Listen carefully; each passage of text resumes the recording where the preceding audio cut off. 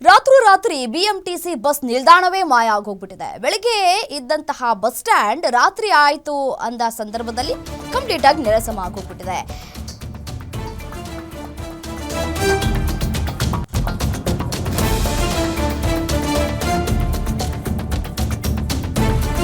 ಬೆಂಗಳೂರಿನ ಆರ್ಆರ್ ನಗರ ಮುಖ್ಯ ರಸ್ತೆಯಲ್ಲಿ ಇದ್ದಂತಹ ಬಸ್ ನಿಲ್ದಾಣ ಇದು.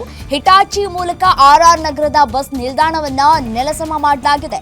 ಖಾಸಗಿ ವ್ಯಕ್ತಿಗಳಿಂದ ಬಿಎಂಟಿಸಿ ಬಸ್ ನಿಲ್ದಾಣವನ್ನ ತೆರವು ಮಾಡಲಾಗಿದೆ.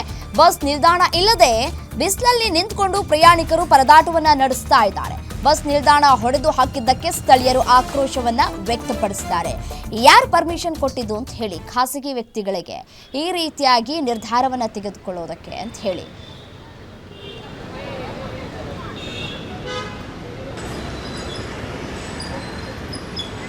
ದೃಶ್ಯದಲ್ಲಿ ಗಮನಿಸ್ತಾ ಇದ್ದೀರಿ ಯಾವ ರೀತಿಯಾಗಿ ಇತ್ತು ಈ ಬಸ್ ನಿಲ್ದಾಣ.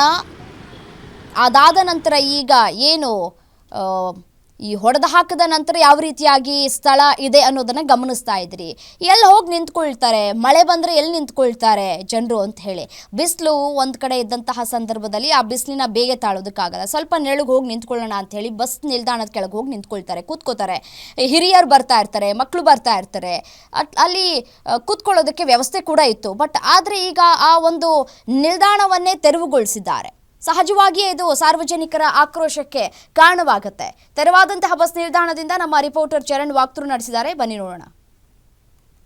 ಸಿಲಿಕಾನ್ ಸಿಟಿಯಲ್ಲಿ ನಿನ್ನೆ ಇದ್ದಂತಹ ಸರಿಯಾಗಿದ್ದಂತಹ ರಸ್ತೆ ಇವತ್ತಿರೋದಿಲ್ಲ. ಅದೇ ರೀತಿಯಾಗಿ ಸಿಲಿಕಾನ್ ಸಿಟಿಯಲ್ಲಿ ಪ್ರಮುಖವಾಗಿ ಬಸ್ ಸ್ಟ್ಯಾಂಡ್ ಕಳ್ಳತನ ಪ್ರಕರಣಗಳು ಹೆಚ್ಚಾಗ್ತಾ ಇದೆ. ಕಳೆದ 5-6 ತಿಂಗಳ ಹಿಂದೆ ವಿಜಯನಗರದಲ್ಲಿ ಸರಣಿಯಾಗಿ ಬಸ್ ಸ್ಟ್ಯಾಂಡ್ಗಳು ಕಳ್ಳತನ ಆಗಿತ್ತು. ಈಗ ಆರ್ಆರ್ ನಗರದಲ್ಲಿ ಈ ಒಂದು ಬಸ್ ಸ್ಟ್ಯಾಂಡ್ ಕಳ್ಳತನ ಆಗಿರುವಂತಹ ಆರೋಪ ಕೇಳಿ ಬರ್ತಾ ಇದೆ. ದೃಶ್ಯಾವಳಿಯಲ್ಲಿ ಏನೋ ಒಂದು ಕಟ್ಟಡವನ್ನು ಗಮನಿಸ್ತಾ ಇದ್ದೀರಾ. ಈ ಒಂದು ಕಟ್ಟಡದ ಕಾಮಗಾರಿಗಾಗಿ ಬಿಬಿಎಂಪಿಯ ಒಂದು ಸಹಾಯದಲ್ಲೇ ಈ ಒಂದು ಬಸ್ ಸ್ಟ್ಯಾಂಡ್ ಅನ್ನ ಕಳ್ಳತನ ಮಾಡಲಾಗಿದೆ ಅನ್ನುವಂತಹ ಆರೋಪಗಳು ಕೇಳಿ ಬರ್ತಾ ಇದೆ. ಪ್ರಮುಖವಾಗಿ ಈ ಬಸ್ ಸ್ಟ್ಯಾಂಡ್ಗೆ ವಿಜಯನಗರ, ಸುಮ್ನಹಳ್ಳಿ ಕಡೆಗೆ ಹೋಗುವಂಥ ಬಸ್ಗಳು ಬರ್ತವೆ. ರಾಜರಾಜೇಶ್ವರಿ ನಗರ ಡಿಪೋ ಇಂದ ಬರುವಂತಹ ಬಸ್ಗಳು ಈ ಬಸ್ ಸ್ಟ್ಯಾಂಡ್ಗೆ ಬಂದು ನಿಲ್ಲುವಂಥದ್ದು.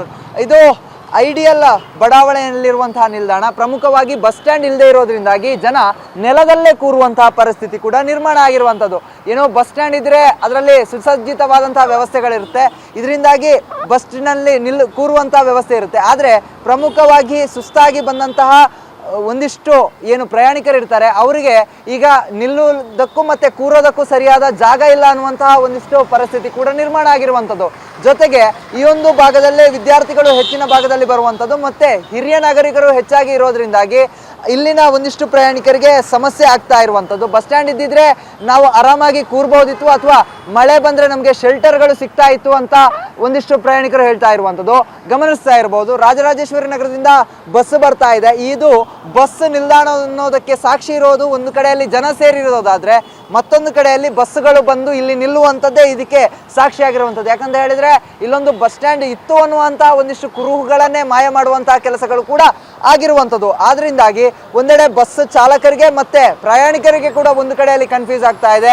ಯಾಕಂತ ಹೇಳಿದ್ರೆ ಬಸ್ ಸ್ಟ್ಯಾಂಡ್ ಇಲ್ವಲ್ಲ, ಬಸ್ ಸ್ಟ್ಯಾಂಡ್ ಎಲ್ಲಿ ಹೋಯ್ತು ಅನ್ನುವಂತಹ ಕನ್ಫ್ಯೂಷನ್ ಕೂಡ ಪ್ರಯಾಣಿಕರಲ್ಲಿ ಶುರುವಾಗಿರುವಂಥದ್ದು. ಬಸ್ಗೆ ಶೆಲ್ಟರ್ ಇಲ್ಲದೆ ಬಸ್ ನಿಲ್ದಾಣದಲ್ಲಿ ಕಾಯುವಂತಹ ಪರಿಸ್ಥಿತಿ ಕೂಡ ನಿರ್ಮಾಣ ಆಗಿರುವಂಥದ್ದು. ಒಟ್ಟಿನಲ್ಲಿ ಪಾಲಿಕೆಯ ಮೇಲಿನ ಗಂಭೀರ ಆರೋಪ ಏನಿದೆ, ಯಾಕೆ ಪಾಲಿಕೆ ಈ ಒಂದು ನಿಲ್ದಾಣವನ್ನು ತೆರವುಗೊಳಿಸ್ತು ಮತ್ತೆ ಇದರ ಹಿಂದೆ ಯಾರ ಕೈವಾಡ ಏನೋ ಇದೆ ಅನ್ನೋದನ್ನ ಕಂಡುಹಿಡಬೇಕಾದಂತಹ ಪಾಲಿಕೆ ಅವರ ಜೊತೆಯೇ ಶಾಮೀಲಾಗಿದೆಯಾ ಅನ್ನುವಂತಹ ಒಂದಿಷ್ಟು ಆರೋಪಗಳು ಕೇಳಿ ಬರ್ತಾ ಇದೆ. ಇದರಿಂದಾಗಿ ಇದರ ಬಗ್ಗೆ ಆದಷ್ಟು ಬೇಗ ಇದಕ್ಕೆ ಉತ್ತರ ನೀಡಬೇಕಾದಂಥ ಅಧಿಕಾರಿಗಳು ಮಾತನ್ನ ಆಡಬೇಕು. ಇಲ್ಲದೇ ಹೋದರೆ ಇದಕ್ಕೆ ಆದಷ್ಟು ಬೇಗ ಬೇರೆ ಪರ್ಯಾಯ ವ್ಯವಸ್ಥೆಯನ್ನು ಅಥವಾ ಪರ್ಯಾಯ ಬಸ್ ನಿಲ್ದಾಣವನ್ನು ಮಾಡುವಂತಹ ಕೆಲಸಗಳು ಕೂಡ ಆಗಬೇಕು. ಇಲ್ಲದೆ ಹೋದರೆ ಜನ ಬಿಬಿಎಂಪಿಗೆ ಮತ್ತೆ ಈ ಒಂದು ಬಸ್ ಸ್ಟ್ಯಾಂಡನ್ನು ಕಳ್ಳತನ ಮಾಡಿರುವಂತಹ ಯಾರಿದ್ದಾರೆ ಕಾಣದ ಕೈಗಳು ಅವರ ವಿರುದ್ಧ ಆಕ್ರೋಶವನ್ನ ಹೊರಹಾಕೋದಂತೂ ಮತ್ತೆ ಅವರಿಗೆ ಒಂದಿಷ್ಟು ಪಾಠವನ್ನ ಕಳಿಸುವುದಂತೂ ಪಕ್ಕ. ಕ್ಯಾಮ್ರಾ ಪರ್ಸನ್ ಲಕ್ಷ್ಮೀಕಾಂತ್ ಜೊತೆಗೆ ಚರಣ್, ಗ್ಯಾರಂಟಿ ನ್ಯೂಸ್, ಬೆಂಗಳೂರು. ಸ್ವಲ್ಪ ಇದ್ರ ಬಗ್ಗೆ ತಿಳಿದವರು ಗಮನ ಹರಿಸಿ ಸ್ವಲ್ಪ ಸಹಾಯ ಮಾಡಬೇಕು ಅಂತ ಕೇಳ್ಕೊತೀವಿ. ನಾವು ಸೀನಿಯರ್ ಸಿಟಿಸನ್ನು, ನಾವು ಸ್ವಲ್ಪ ಬಸ್ಸಲ್ಲೇ ಓಡಾಡೋದು, ಆದ್ದರಿಂದ ನಮಗೆ ತುಂಬ ಕಷ್ಟ ಆಗಿದೆ. ಯಾರಾದರೂ ತಿಳಿದವರು ಇದ್ರ ಬಗ್ಗೆ ಗಮನ ಹರಿಸಿ ನಮಗೆ ಸಹಾಯ ಮಾಡಬೇಕು ಅಂತ ಕೇಳ್ಕೊತಾ ಇದ್ದೀನಿ. ನಾನು ಬಸ್ ಸ್ಟಾಪ್ ಹುಡುಕ್ತಾ ಇದ್ದೆ, ನೋಡಿದ್ರೆ ಬಸ್ ಸ್ಟಾಪೇ ಕಾಣಿಸ್ತಾ ಇಲ್ಲ. ಎಲ್ಲಿ ನಿಂತ್ಕೊಳ್ಳೋದು ಅಂತ ನಾನು ವೆಯ್ಟ್ ಮಾಡ್ತಾ ಇದ್ದೀವಿ. ನಮಗೆ ತುಂಬ ತೊಂದರೆ ಆಗ್ತಾ ಇದೆ. ಆ್ಯಕ್ಚುಲಿ ಸ್ಕೂಲ್ ಮಕ್ಕಳಿಗೆಲ್ಲ ಪ್ರಾಬ್ಲಮ್ ಆಗ್ತಾ ಇದೆ, ಬಸ್ ಸ್ಟಾಪ್ ಇಲ್ಲ ಅಂತ.